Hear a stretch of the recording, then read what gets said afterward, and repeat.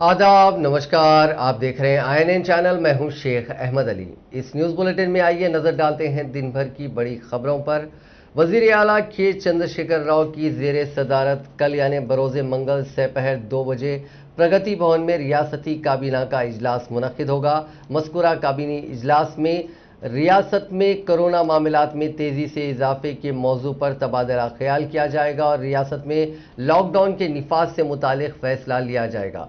इतलात के मुताबिक चंद रियासतों में लॉकडाउन नाफिज करने के बावजूद कोरोना मामलात में कोई कमी वाक़ई नहीं हुई है, जिसके चलते रियासत तेलंगाना में लॉकडाउन के निफाज से मुतालिक मुख्तलिफ आरा सामने आ रही हैं। समाज के एक हल्के से रियासत में लॉकडाउन के निफाज के हक में तजावीज़ मौसूल हो रही हैं। ऐसे में रियासती काबीना लॉकडाउन के निफाज के मुमकिन नताइज से मुतालिक तबादला ख्याल करेगी और साथ ही साथ लॉकडाउन के निफाज से धान की खरीदी के जारिया अमल पर पड़ने वाले मनफी असरात से मुतालिक भी तबादला ख्याल करते हुए मुनासिब फैसला लिया जाएगा।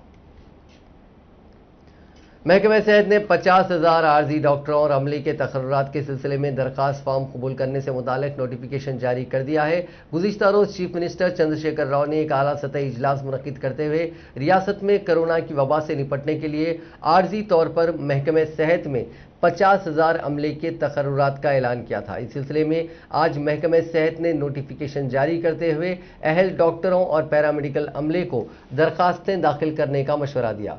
इसके लिए वजीफे पर सुबुकदोश होने वाले डॉक्टर्स और मेडिकल स्टाफ भी दरखास्तें दाखिल कर सकते हैं। महकमे सेहत की जानिब से जारी करदा नोटिफिकेशन के मुताबिक 22 मई तक ऑनलाइन तरीक़ेकार पर दरखास्तें दाखिल की जा सकती हैं। स्पेशलिस्ट मेडिकल ऑफिसर को हर माह 1 लाख रुपए तनख्वाह, MBBS मेडिकल ऑफिसर को माहाना 40,000 रुपये, आयुष मेडिकल ऑफिसर को 36,000 रुपये तनख्वाह देने का फैसला किया गया। हुकूमत ने रियासत भर में MBBS की तालीम मुकम्मिल करने वाले 50,000 से ज़ायद डॉक्टर से दरखास्तें तलब की हैं। आइंदा 2-3 दिन के लिए आइंदा 2-3 माह के लिए doctors, nurses, lab technician, pharmacist और दीगर मेडिकल स्टाफ को तकर्रुर किया जाएगा। दुनिया के कई मुल्क इन दिनों कोरोना के खतरे से जूझ रहे हैं। बीते दिन दुनिया में 6,49,140 लोगों में कोरोना की तस्दीक हुई। इस दौरान 10,206 लोगों की जान भी गई। इस बीच राहत की खबर अमेरिका से आई, जहां रोजाना मुतासरीन का आंकड़ा 25,000 से भी नीचे आ गया। दुनिया में कोरोना के अब तक 15 करोड़ 89 लाख से ज़्यादा मामले सामने आ चुके हैं। इनमें से 33 लाख 6 हज़ार से ज़्यादा लोगों की मौत हो गई है, जबकि 13 करोड़ 65 लाख लोगों ने कोरोना को मात दी। फिलहाल 1 करोड़ 91 लाख लोगों का इलाज चल रहा है। मुल्क में यानी हिंदुस्तान में कोरोना की दूसरी लहर के बीच पीर के रोज़ राहत भरी खबर आई। नए मरीजों का आंकड़ा 5 दिन में पहली बार 4 लाख से नीचे आ गया।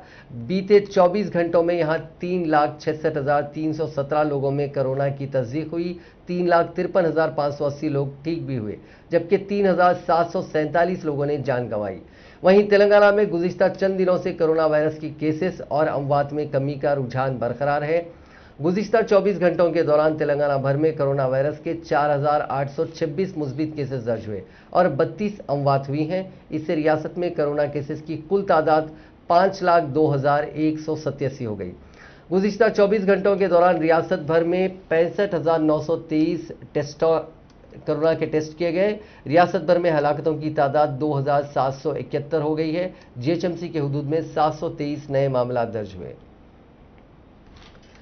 तेलंगाना के डायरेक्टर तिब्बी तालीम डॉक्टर के रमेश रेड्डी ने वजाहत की है कि डिस्ट्रिक्ट हॉस्पिटल किंगकोटी में ऑक्सीजन की कमी की वजह से 3 कोविड के मरीजों की मौत की इत्तला सही नहीं है। उन्होंने कहा कि किंगकोटी अस्पताल में ऑक्सीजन का मुनासिब स्टॉक मौजूद है।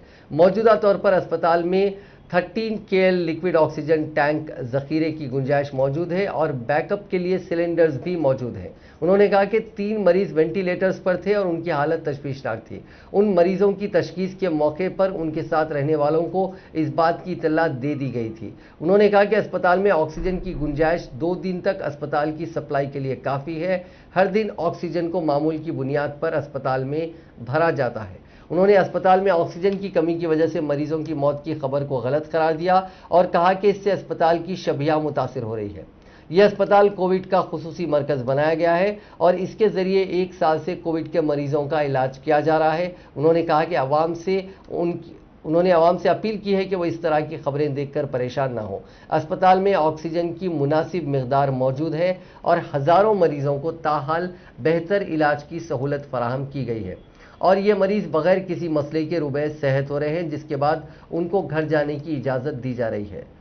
हालांकि ये दावा तो हुकाम का है, लेकिन जो मकामी लोग हैं और जो मुतासिर हैं उनका दावा है कि ऑक्सीजन की सप्लाई में रुकावट की वजह से ही कुछ मरीजों की मौत हुई है। 5 minutes వరకు రాలేదు సార్. పేషెంట్ మళ్ళా తడపకే अपना जान छोड़ दिया. డాక్టర్ సార్ వచ్చారు. డాక్టర్ సార్ రెస్పాన్స్ ఇచ్చారు. డాక్టర్ సార్ ఏమన్నారంటే पाइप कोई लीकेज आएंदी అని చెప్పారు. इससे पहले कब तो हुई इससे पहले 4 दिन पहले भी हुआ था सर. उस दिन भी हमारा बीवी का थोड़ा 2 मिनट के लिए हुआ था.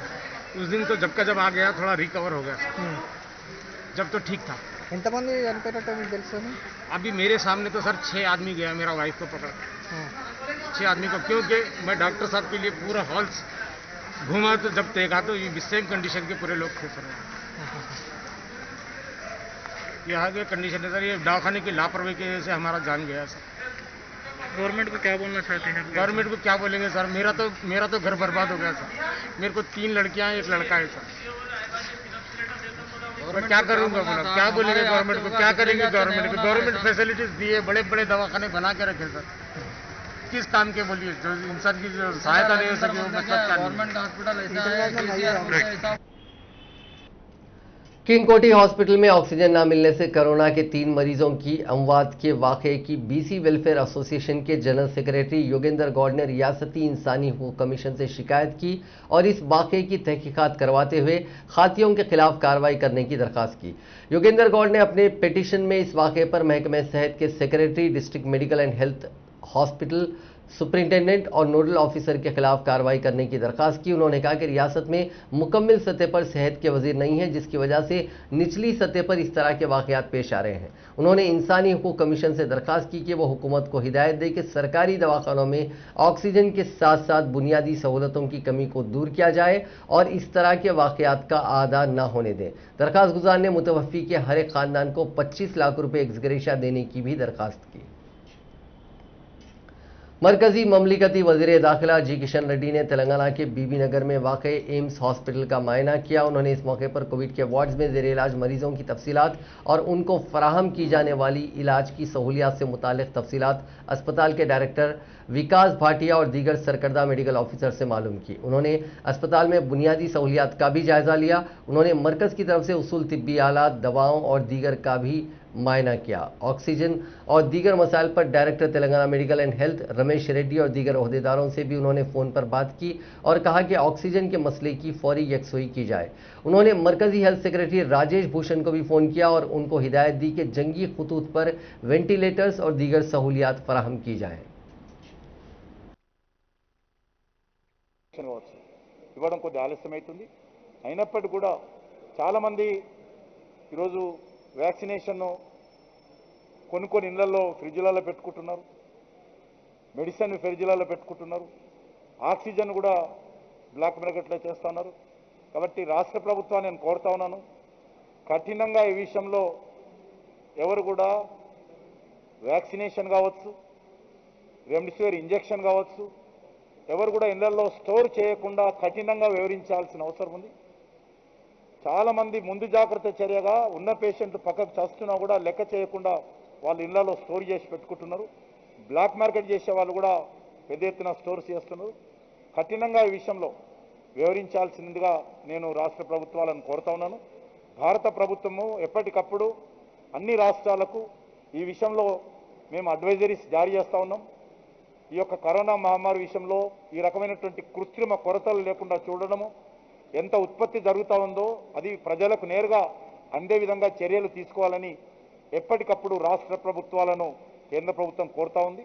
కాబట్టి దయచేసి ఆ యొక్క సాధ్యమైనంత వరకు ఏ రోజు వచ్చిన तेलंगाना में कोविड टीका अंदाजी मुहिम जारी है। हुकाम की जानिब से टीकों का दूसरा डोज दिया जा रहा है। दूसरा डोज हासिल करने वालों के लिए 4 दिन मख्तस किए गए हैं। इस माह की 12 तारीख तक ये अमल जारी रहेगा।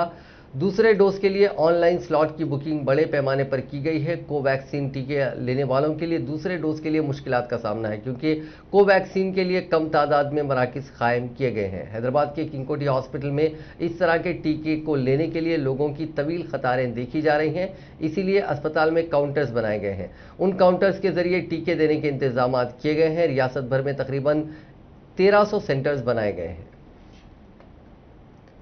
चेयरमैन तेलंगाना स्टेट वक्फ बोर्ड मोहम्मद सलीम व जुबली हिल्स रुकन असेंबली मागुंटी गोपीनाथ ने आज फिर एक और मरतबा मजीद 2500 राशन किट्स की गाड़ियों के काफिले को झंडी दिखाकर रवाना किया। बादशाह सदर नशीन वक्फ बोर्ड ने मीडिया से बात करते हुए तनकीद करने वालों को इससे बाज आ जाने का मशवरा दिया। बसूरत दीगर गैर ज़रूरी सोशल मीडिया और दीगर प्लेटफॉर्म पर नेगेटिव कमेंट्स और तशहीर करने वालों के खिलाफ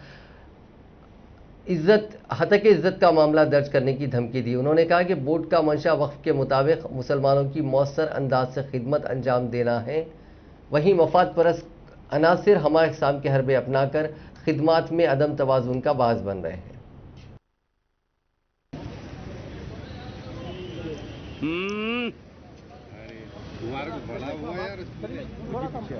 ऊपर चढ़े थे ना। अच्छा थोड़ा सा मार्क, एक सेकंड, थोड़ा मार्क दे दो जरा गोपी ना थोड़ा।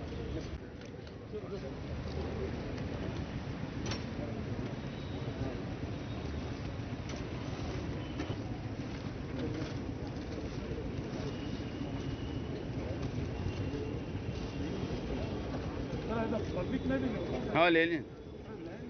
अरे ले लिए भाई। मैं भेज अभी लोग अरे इधर आओ भाई, इधर देखिए, इधर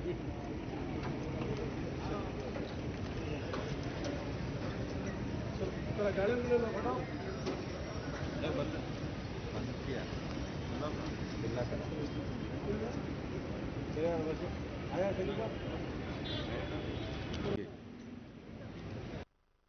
गवर्नमेंट पूरी तरीके से जो है 10 किलो चावल कल सीएम साहब भी ऐलान करें। वो सीएम साहब जो काम कर रहे हैं, मैं सीएम साहब को भी मैं मुबारकबाद देता हूं, क्योंकि आज इंडिया में सबसे कम कोरोना पर दिल्ली जाओ और तमिलनाडु जाओ और गुजरात जाओ, जहाँ जाते जाओ वहाँ पर कोई पुरसाने हाल नहीं है। यहाँ पर केसीआर साहब जो है ना इतना ज्यादा काम कर रहे हैं कि हम आप लोग खुद समझ सकते हैं, क्योंकि हमारे पास उतने पेशेंट नहीं है जितने के बाहर अदर स्टेटों में है। और हमारा स्टेट पीसफुल है। आज भी अल्लाह का एहसान है कि आज हमारा स्टेट पीसफुल है। आज उतना कोरोना यहाँ पर नहीं है, यहाँ कंट्रोल में। अभी हमारे भाई पूछ रहे थे कि 1 साल से कोरोना है, क्या करे बोल के। 1 साल से क्या करे, आप जाके हॉस्पिटलों में देखिए, आप कितने बेड्स पड़ा है, कितने डॉक्टरों को ये करे, मतलब कितना मेडिसिन बाहर से मंगाए।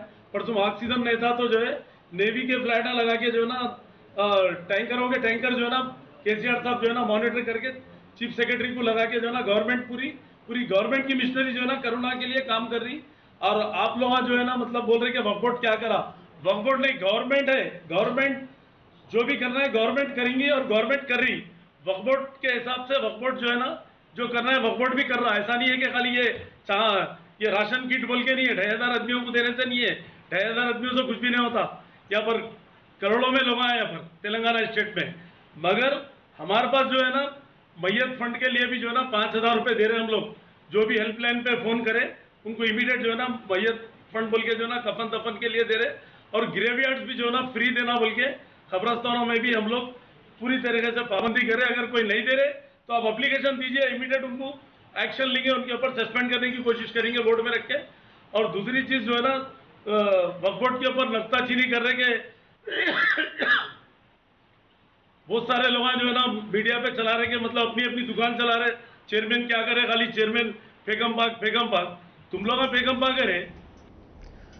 तेलंगाना के जिले नलगुंडा के रामपुर चौराहे के करीब तेलंगाना और आंध्र प्रदेश की सरहद पर आंध्र प्रदेश से तेलंगाना आने वाले कोविड के मरीजों को तेलंगाना पुलिस की जानिब से रोककर वापस भेजा जा रहा है।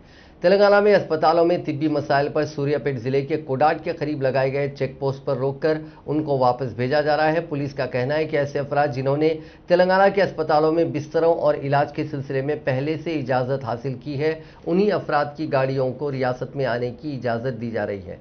इस चेक पोस्ट के करीब आने वाली एम्बुलेंस गाड़ियों को दस्तावेजात के मुनासिब मायने के बाद ही आने की इजाज़त दी जा रही है। इसी तरह आंध्र प्रदेश से बेहतर इलाज के लिए हैदराबाद आने वाले मरीजों को मुश्किलात का सामना करना पड़ रहा है। रियासती हुकूमत कोरोना वबा से निपटने जंगी खुतूत पर खिदमात अंजाम दे रही है और इस मोहलिक वबा से मुकाबले के लिए रियासत में हेल्थ इंफ्रास्ट्रक्चर को मजीद मुस्तहकम करने के इक़दाम किए जा रहे हैं। ये बात दुख्तर चीफ मिनिस्टर तेलंगाना चंद्रशेखर राव और रुकने कानून साज काउंसिल कल्वाकुंटला कविता ने हाईटेक सिटी में कायम करदा 200 निशिस्ती कोविड आइसोलेशन सेंटर के इफ्तिताह के मौके पर बताई। ये centre national academy of construction के अहाते में art of living, international association for human values और GHMC के इश्तराक से कायम किया गया है, जिसमें कोरोना मरीजों के इलाज के साथ साथ उन्हें ऑक्सीजन, अद्वियात और मियारी ग़िज़ा भी फराहम की जाएगी। रुकने कानून साज काउंसिल कविता ने पीर की शाम तकरीबन 5 बजे Cyberabad police commissioner VC Sajjanar के हमरा रिबन काटते हुए इस सेंटर का इफ्तिताह अमल में लाया। रुकने काउंसिल कविता ने इस मौके पर खिताब करते हुए कहा कि चीफ मिनिस्टर चंद्रशेखर राव ने महकमे सेहत में मखलूआ जायदादों को फौरी पूर करने के अहकाम जारी किए हैं और उसके तहत रियासत भर में doctors, nurses, lab technicians, pharmacist और पैरामेडिकल की सैकड़ों जायदादों पर भर्तियां होंगी। कविता ने कहा कि कोरोना के सबब गुज़िश्ता और जारिया साल गरीब व मुतवस्सो तबके की जिंदगियों पर काफ़ी असर पड़ा है और मईशत भी मुतासर हुई है, जिसको मद्देनजर रखते हुए चीफ मिनिस्टर ने रियासत में सफ़ेद राशन कार्ड रखने वाली आवाम को आइंदा 2 महीनों तक मुफ्त फीकस 5 किलो चावल फराहम करने का ऐलान किया। कविता ने आवाम से कोरोना को शिकस्त देने तमाम तर एहतियाती इक़दाम करने का मशवरा देते हुए उन पर पुरहुजूम मकामात पर जाने से इज्तनाब करने के अलावा मास्क और सैनिटाइजर के इस्तेमाल का मशवरा दिया। इस इफ्तिताही तकरीब में रुकने काउंसिल कविता और सैबराबाद कमिश्नर VC सजनार के अलावा श्रीलिंगमपल्ली के रुकने असेंबली अरेकीपुड़ी गांधी भी मौजूद थे। कांग्रेस के रुकने पार्लियामेंट कोमट रेड्डी वेंकट रेड्डी ने वजीर आला चंद्रशेखर राव को मकतूब रवाना करते हुए इस बात की नुमाइंदगी की है कि सहाफ़ियों को फ्रंट लाइन वॉरियर्स में शामिल करते हुए कोरोना से मुतासरा सहाफ़ियों का मुफ्त इलाज किया जाए और हलाक होने वाले सहाफ़ियों के अफराद ख़ानदान को 5 लाख रुपए देने की इक़दाम करें। उन्होंने वज़ीर आला चंद्रशेखर राव को इस बात से वाकिफ़ करवाया कि मुल्क की 15 रियासतों में सहाफ़ियों को फ्रंट लाइन वॉरियर्स में शामिल किया गया है, इसी तरह हमारी रियासत भी ये इक़दाम करे। उन्होंने बताया कि अब तक 100 सहाफ़ियों की मौत वाक़ हुई है। कांग्रेस रुकने पार्लियामेंट ने सिद्दीपेट के साक्षी चैनल के रिपोर्टर वेंकट की कोरोना की वजह से मौत पर अफसोस का इजहार किया। कांग्रेस के रुकने असेंबली जग्गा रेड्डी ने संगारेड्डी असेंबली हल्के की आवाम से अपील की है कि सरकारी हॉस्पिटल में इलाज करवाएं। मीडिया से बात करते हुए उन्होंने कहा कि संगारेड्डी सरकारी अस्पताल में ऑक्सीजन के बेड्स दस्तियाब हैं और वेंटिलेटर भी सरकारी अस्पताल में बहुत जल्द दस्तियाब होगा। उन्होंने आवाम से कहा कि सरकारी हॉस्पिटल में खौफ खाने की ज़रूरत नहीं है, वहां पर देखभाल के लिए हम हैं। जग्गा रेड्डी ने कहा कि अब तक ज़रूरतमंद अफराद को मुफ्त ऑक्सीजन फराहम की गई है, मुस्तकबिल में भी ज़रूरतमंद अफराद की बराबर मदद की जाती रहेगी। ఇబ్బందితో ఇమ్మీడియట్లీ కావాలంటే ఇప్పుడు సంగారెడ్డిలో ఉన్నటువంటి ఏదైతే ప్రైవేట్ హాస్పిటల్లో ఉన్న కాడికి వాళ్ళు పేషెంట్లు తీసుకుంటున్నారు, కానీ ఎక్కువ పేషెంట్లు పోతే వాళ్ళు కూడా ఏం చేయలేరు। City police commissioner Anjani Kumar ने पंजागुट्टा निम्स हॉस्पिटल में दाखिल कोविड मरीजों की सेहत की हालत की तफसीलात फराहम करने के लिए एक हेल्प डेस्क कायम किया है। उन्होंने कहा कि डेस्क कोरोना के अफराद खानदान के लिए मुफीद होगा कि वो मरीजों की सेहत की सूरत हाल से मुतालिक तफसीलात हासिल कर सकते हैं। उन्होंने कहा कि वज़ीर आला चंद्रशेखर राव की हिदायत के मुताबिक ऑक्सीजन सिलेंडरों की फराहमी पर तवज्जो देने का फैसला किया गया है। उन्होंने कहा कि हॉस्पिटल्स में ऑक्सीजन सिलेंडरों की फराहमी की खुसूसी देखभाल की जा रही है। उन्होंने कहा कि GPS सिस्टम के जरिए ऑक्सीजन मुंतकिल करने वाली गाड़ियां ये देख रही हैं कि वो ट्रैफिक की परेशानियों और दीगर परेशानियों से बचने के लिए किन इलाकों में सफ़र कर सकते हैं। CP ने शहर के लोगों से अपील की है कि क़तई ज़रूरत हो तभी वो घरों से बाहर निकलें। హాస్పిటల్లో చాలా మంచి వర్క్ జరుగుతుంది। ఈరోజు మన చీఫ్ సెక్రటరీ గారు నేతృత్వంలో ఒక మీటింగ్ జరిగింది, ఇంటర్ డిపార్ట్మెంటల్ కోఆర్డినేషన్ మీటింగ్। ఈ మీటింగ్లో కూడా మూవ్మెంట్ ఆఫ్ ఆక్సిజన్ ట్యాంకర్స్ ఈ గురించి కూడా చాలా పెద్ద డిస్కషన్ జరిగింది। హైదరాబాద్లో ఆక్సిజన్కి స్కార్సిటీ ఏం లేవు, we are sure that sufficient oxygen is coming.